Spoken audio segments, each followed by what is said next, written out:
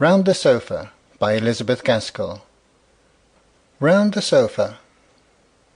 Long ago I was placed by my parents under the medical treatment of a certain Dr. Dawson, a surgeon in Edinburgh, who had obtained a reputation for the cure of a particular class of diseases.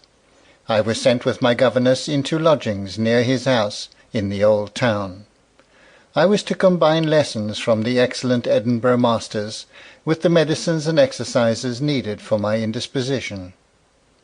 It was at first rather dreary to leave my brothers and sisters, and to give up our merry out-of-doors life with our country home, for dull lodgings, with only poor, grave Miss Duncan for a companion, and to exchange our romps in the garden and rambles through the fields for stiff walks in the streets, the decorum of which obliged me to tie my bonnet-strings neatly, and put on my shawl with some regard to straightness.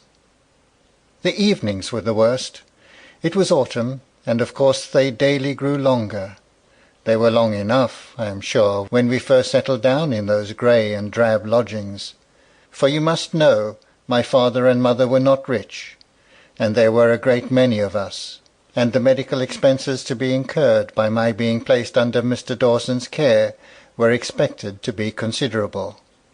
Therefore, one great point in our search after lodgings was economy. My father, who was too true a gentleman to feel false shame, had named this necessity for cheapness to Mr. Dawson, and in return Mr. Dawson had told him of those at No. 6 Cromer Street, in which we were finally settled. The house belonged to an old man, at one time a tutor to young men preparing for the university, in which capacity he had become known to Mr. Dawson. But his pupils had dropped off, and when we went to lodge with him, I imagined that his principal support was derived from a few occasional lessons which he gave, and from letting the rooms that we took, a drawing-room opening into a bedroom, out of which a smaller chamber led. His daughter was his housekeeper. A son, whom we never saw, was supposed to be leading the same life that his father had done before him, only we never saw or heard of any pupils. And there was one hard-working, honest, little Scottish maiden, square, stumpy, neat, and plain, who might have been any age from 18 to 40.